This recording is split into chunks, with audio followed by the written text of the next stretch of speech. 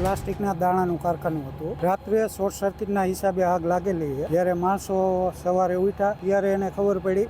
5 વાગે મને ફોન આવ્યો, ફેક્ટરીમાં આગ લાગી. ત્યારે ઇમરજન્સીમાં ફાયર બ્રિગેડમાં આપણે ફોન કરીને 3 ફાયર બ્રિગેડના પંપ આવી ગયા. આપણે રાજકોટથી પણ આવી ગયું ફાયર બ્રિગેડનો ટાંકો. 3 ટાંકા વારાફરતી ભરીને 12 ટાંકા તો છાંટી દીધું પાણી. શોર્ટ સર્કિટના હિસાબે આગ લાગી. માલ અંદર 200-250 ટન માલ પીડ્યો હતો. કાચો ને પાકો બે થઈ. શેડ ને આ બધું નુકસાન આશરે 3-3.5 કરોડનું નુકસાન.